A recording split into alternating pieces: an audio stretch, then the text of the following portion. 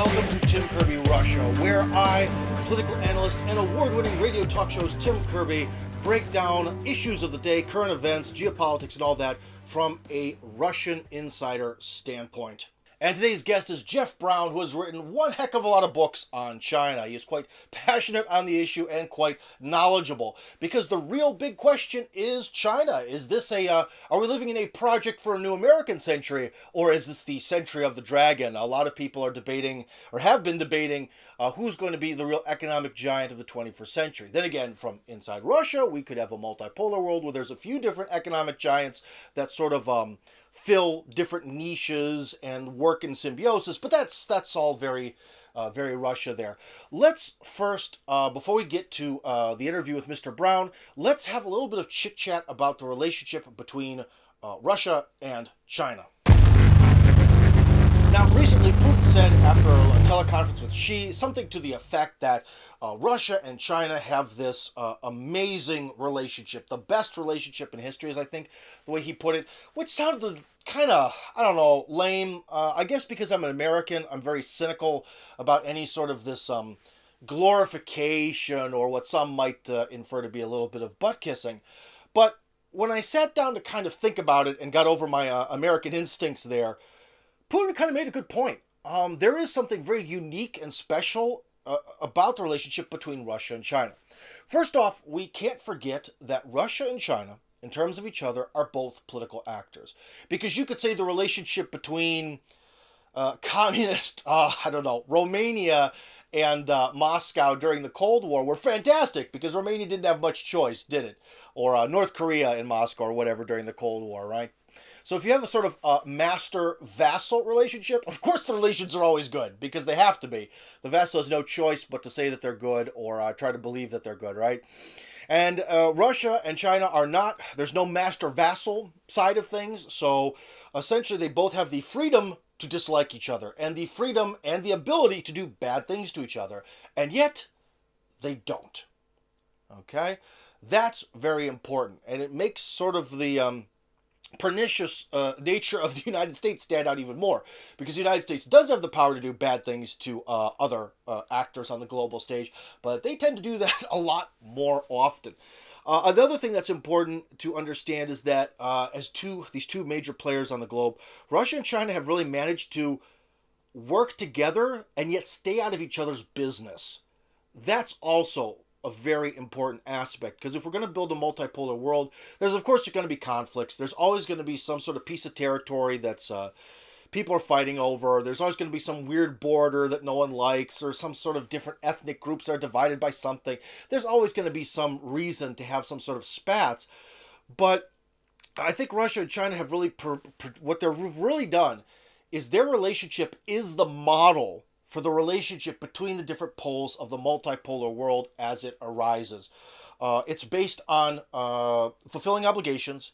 It is based on working together against anyone who is on the monopolar world side. Because remember, one thing Western-style democracies do very well is when other systems tend to be against them, Western-style democracies always stick together. And so I think the multipolar world order has to essentially always stick together when dealing with someone advocating for a different, the only other option being the monopolar world order. So that's very important. And Russia and China have done that very well. And again, the important thing to understand is this partnership between Russia and China is also very unique in the fact that it's not some sort of mutually exclusive partnership.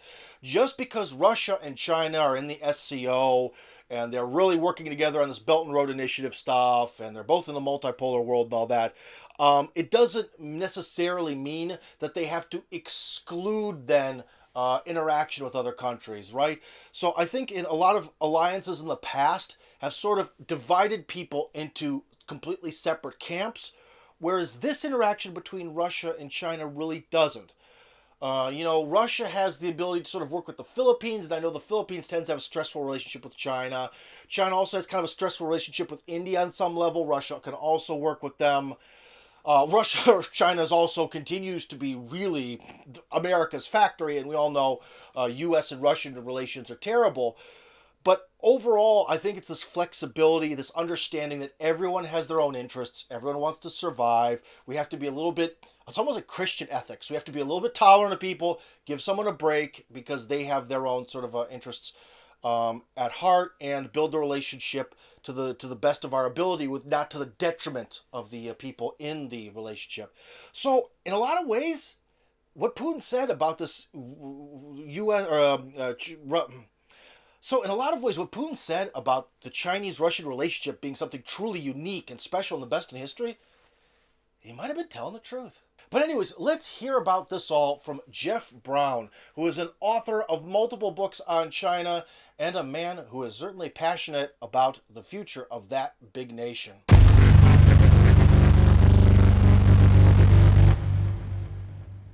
So, Mr. Brown, you've written many books about China, a trilogy, in fact. So, could you tell us, why are you so enthralled by this nation?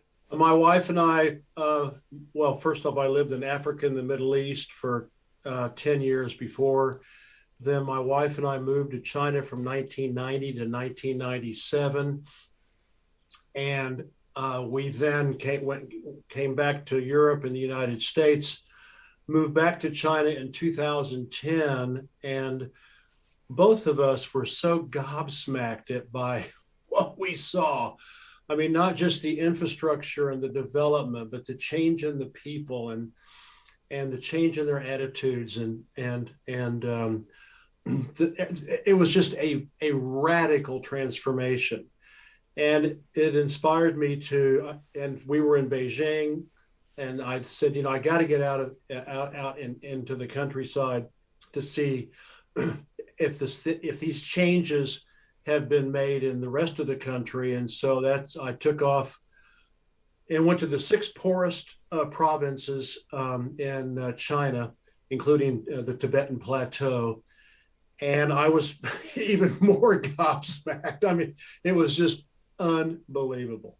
And when I came back, I thought I was going to do a blog, and it ended up being my first book, 44 Days Backpacking in China.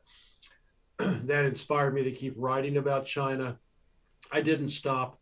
And so then I ended up writing the China trilogy, China Rising, and then the Big Red Book on China. I continue to write about China. I say it's the greatest show on earth, and I think that's true. All right, so over that time period, what specific things have changed? The big difference was that in the 1990s, that was what I used to call the Deng Xiaoping Wild East Buckaroo days. And that was when, after Mao died, and starting in 1978, Deng kind of unleashed the dogs of capitalism, but not at the macro level, at the consumer level. They still had control of the 100 basic industries. They still had control of all the land and major industries, heavy industries, infrastructure. But on the street level, it was intoxicating in a bad way. I mean, it was absolutely unhinged, jungle capitalism. And so it was rough. I mean, I worked there. We worked and lived and worked there for 7 years, and it was exhausting, but it was almost like a drug addiction. It was so intense. You just couldn't get it was like a 5-pack a day nicotine habit. And so we left. And so when we came back, the people were like so much, they had gone through so many changes. There was so much more, all that, all that had gone by the wayside, all the unhinged street level capitalism that was going on was basically toned down dramatically with the 2008 Olympics. And it was like, wow. And not only that, but I mean, it was just like, the infrastructure was better, than what we were living in, and, than what we were living in Oklahoma the previous 10 years in the United States. So it was just everything. The attitude, the mentality of the people doing business, working there, living there. It was just much more relaxing and much more enjoyable than in the early 90s. You just mentioned mentality, which is a huge part of this program, this YouTube channel, everything I write. I believe mentality is always a critical issue to discuss. Mentality and ideology, which are kind of similar. But anyways, so the question is, how has the mentality of a Chinese person in, say, the 1990s, how has that changed from then till now? How does a modern Chinese person think in comparison to his 1990s counterpart? Well, in the 1990s, because the dogs of capitalism at the street level, this is what's so strange. They still maintained finance, insurance, real estate. They still had the 100 largest industries under state owned enterprises. But at the commercial level, the street level, it was dog eat dog, and people were lying and cheating, and there was no one could trust anybody because it was all about making money. It was all about the big hustle. I'm not saying everybody, but too many. And crime was a problem compared to now today. There's almost none other than financial crime and online crime. But I mean, I'm just, there were people, putting bars on their windows, and it was just it was like sort of like living in it was like living in the Wild West, and it was you against the local world, and it was just, I mean, it was fun and it was exciting, but it was not a healthy experience, and not good for the soul. And so when we came back, it was like that was the difference. And so then during that time, the Chinese nation, the Chinese people started to go back to their Confucianism, Taoism, Buddhism, which are three distinct belief systems. But over the millennia, they've melded into sort of a universal belief system.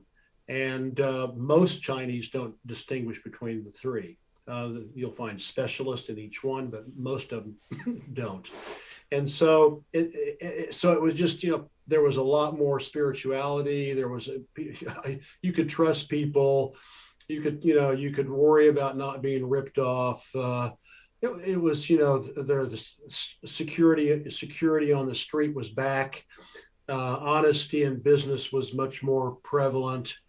And it got more and more so, especially with Xi Jinping when he became president in 2012, 2013, and General Secretary of the Communist Party of China. And he has kicked ass and taken names and cleaned up the party. I mean, hundreds of thousands of people, are going to jail or have been kicked out, and also in business because they have the social credit system, which is aimed mainly at reining in corrupt and corrupt businesses and corporations to make them accountable to the public. So that's the difference. Okay, so here's a big one, but I think it's very important. So how is this whole Confucian revival going back to Chinese traditions? I mean, how is that really playing out in China? Is this just some sort of empty government nationalism to sort of placate the population? Or is there something to this? Because generally, most of the communists, when they came into power, they wanted to get rid of the past. The past didn't work for them. So it's kind of weird to hear that the Chinese Communist Party Marxists are now embracing the glory of the past, the glory of a very non-Marxist past. One of the big canards in Western media and propaganda is that the Chinese, the Communist Party of China, the CPC, has to justify itself. It does not have to justify itself. The people love the CPC. They demand the CPC. And what is so interesting, as I have pointed out in my writings, is that China has basically been a communist civilization and society going back 3,500 years ago to the Shang Dynasty, the first great dynasty. And so there's no need to justify it. And Marxism with its dialectics and its lack of God and Godhead and etc. jives very nicely with, although Confucius, they believed in gods back then, but Buddhism is essentially an atheistic religion, although they add the kitchen god and the fertility god and the money god and the house god and the temple god, but it's essentially an atheistic religion. There's no God in pure Buddhism. So it just, when China became communist back in the 1930s and 40s, it was perfectly normal for the Chinese because it had been more or less like that for thousands and thousands of years. Polls show, and not Chinese polls, but Pew and other polling companies, international polling companies, show that the Chinese have the highest level of satisfaction with their government in the world, something like 85%. So, and their press, they have 65 or 70% satisfaction with their media, which is government managed and controlled. So that's one of the canards that needs to be put off right away, is that the Chinese communists are desperately trying to stay in power. No, that's not true. Well, one counter argument to what you're saying would be that maybe there's a culture of fear that really affects official answers to official questions, just like the kind that spread across American universities. It does not. It's not true. That was not true during the time of Mao. I can tell you that the Chinese, and I write about this a lot, Chinese democracy is much more consensual, is much more consultative than anything the West has ever been able to offer, except maybe the Greeks back, 750 years before, or 500 years before Christ, when they had about 100 or 150 years of a direct democracy. There is a fundamental idea that needs to be understood. The Chinese do not think it is constructive to go hold up a poster on Tiananmen Square and say, I think Xi Jinping is a jerk, or I think he's a bad leader. Because that, in Chinese culture, is a loss of face, not only for the rulers, the government, but also for the people. However, you want to go and complain about the government. You want to go and complain about corruption. You want to go complain about Xi. You want to go complain about this and that and this and that. The CPC and the Chinese government are the largest polling organization in the world. They do millions of polls every year, trying to learn the zeitgeist of the population. Mao did it. It was called the mass line. Listen to the people and then do what they want. And answer the needs of the people. So I can tell you right now, I mean, I've seen there are 200 to 300 protests a day in China. And as long as it's not personal, as long as it's not ad hominem, if they want to complain about this company or this, the fact that the department, that this ministry is not doing its job, or, what about this pollution here, or why is our sewage systems a mess? There are hundreds of protests every day in China. And the Chinese government is sitting there writing all this down because they want to find out what's going on, and if there's a corrupt guy or a corrupt gal involved, they want to get rid of that guy and gal, and if they're in the party, get him out of the party. So I'm sorry, it's so hard, Tim. It is so hard to get Westerners to unload all these shibboleths that they have about communism, socialism, Mao, the Great Leap Forward, the Cultural Revolution, dictatorship, lack of democracy, lack of expression. Right now, I can go online in China And there are anti-Mao groups. There are pro-Mao groups. There are anti-Xi groups. There are anti-Mao groups. There are anti-CPC groups. There are pro-PC groups. And you can vent yourself all you want, and you can also go down to your local. If you don't want to go to one of the, and I used to see all these when we were living there. We used to see all these polls that, please come in, we want to talk to you about this. Please come in, we want to talk to you about that. But if you if you've got a bug up your butt, you can go down to your local village committee or neighborhood committee and vent your spleen. And I can promise you that that is going to go up at least one level if it's considered to be noteworthy. Yeah, in Russia, criticism of the government that doesn't really mention specific people has always gone over better, especially in the USSR. But anyways, you've already mentioned Mao a few times. Now, in Russia, if we were to go outside and ask people about the legacy of Vladimir Lenin, there'd be a lot of different versions. We would hear high praise and scathing criticism at the same time. So, how does the Chinese public today, overall, in general, view the legacy of Mao? And does that general view strongly differ from what's written in official public school textbooks? Well, on the street level, I would say that Mao is more popular than he is officially.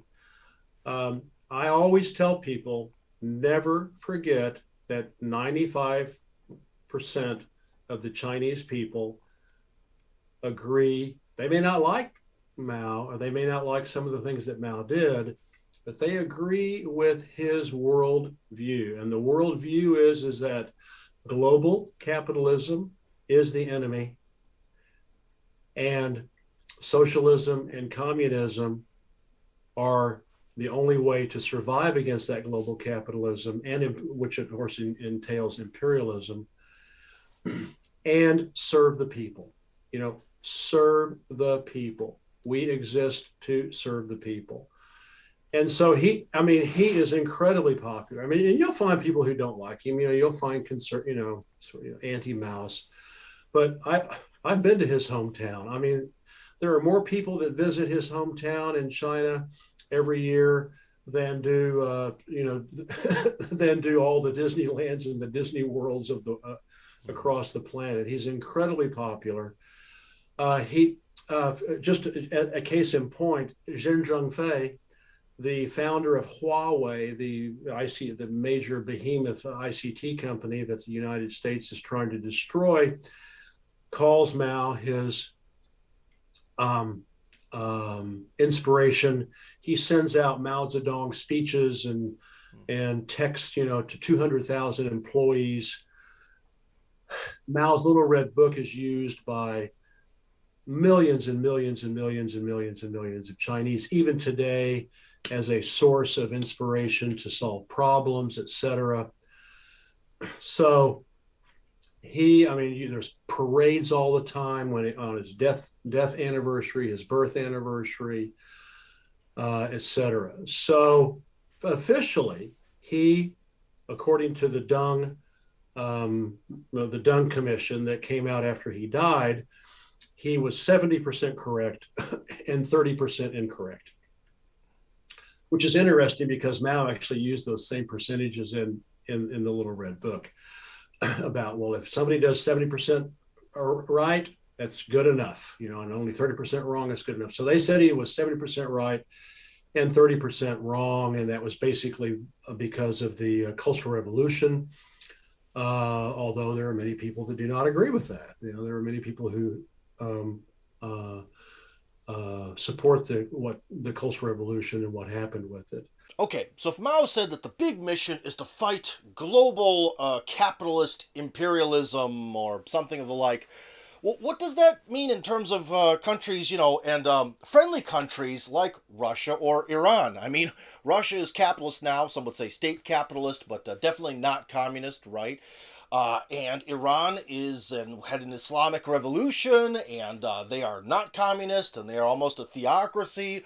So is China's willingness to work with Russia and Iran, is this just some sort of like new Ribbentrop-Molotov pact, or is there a different dynamic to things? So how does this mission laid out by Mao affect the rest of the world outside of the golden billion?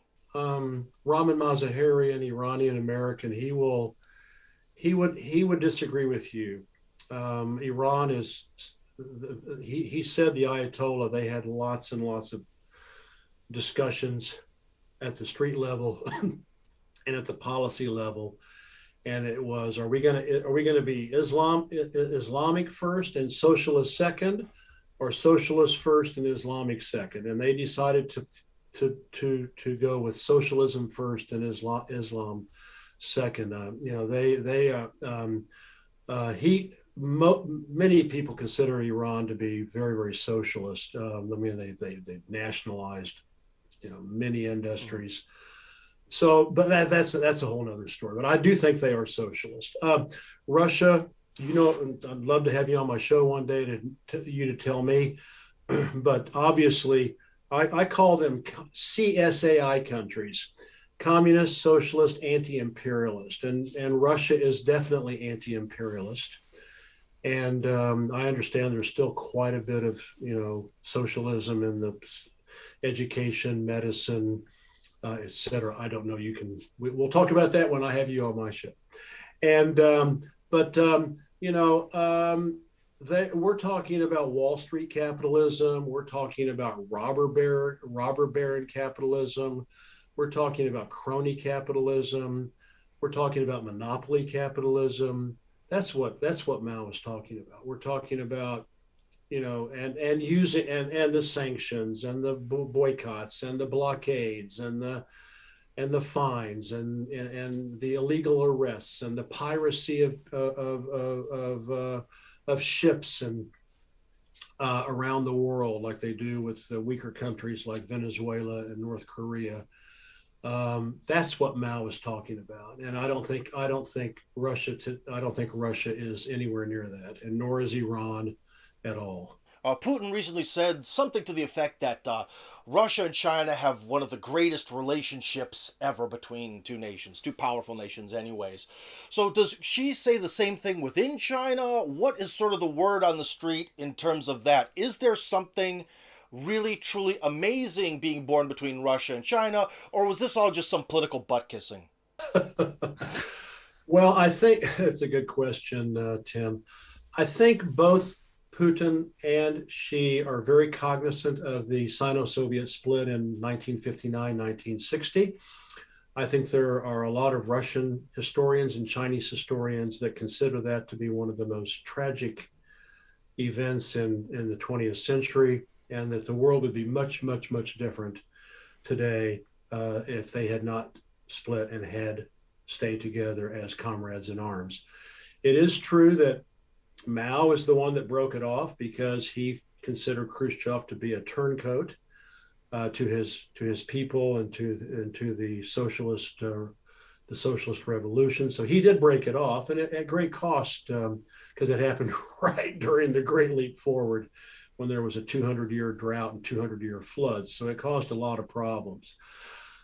And the fact that the Sino-Soviet split was inspired by America, and to use China against the Soviet Union. And so I think they realized that was a huge, huge mistake, and that they have much more to offer the world and their respective peoples working together than as competitors. And so thankfully, since the 1990s, they have resolved all of their border disputes. The amount of commerce is staggering. Russians in China, I had lots of Russian friends doing business there. Bridges are being built. Physically, bridges are being built across the Amur River. Russia and China work together to make sure that the DPRK, North Korea, does not get taken down by NATO, especially the United States. The world, I would be so worried if China and Russia were not working together hand in hand today, because NATO, global capitalism, uh, Europe, the United States, Canada, the Five Eyes are so deranged and so totally out of control that the only thing we have saving us is their cooperation. And it's sincere. I mean, I've read in the Chinese press that Putin and Xi genuinely like each other. They genuinely respect each other. And they both believe in a multipolar world. I think Russians and Chinese generally believe in a. Well, you can tell. I'll let you talk for Russia. The Chinese believe in a multipolar world, and they believe in win-win, and they believe in mutual benefit. And so that's what China and Russia have right now. And thank God, because if Russia was still the way it was, in 1990, what kind of a mess would this world be in? So this is not polishing apples or make it feel good rhetoric. They like each other. The Chinese like Russians. I used to talk to them. We left in 2019 to retire, but up until the time I left, the Chinese admire and like the Russians. They have absolutely nothing in common, really, culturally, and their comportment's different, etc. But they genuinely like the Russians, and lots of Russians were coming to China before COVID, and lots of Chinese were going to Russia before COVID. So let's hope that Russia and China can continue their cultural, strategic, tactical, geopolitical, military, technological, education, infrastructural cooperation, because it's not only good for them, it's also good for all of us outside of those two countries.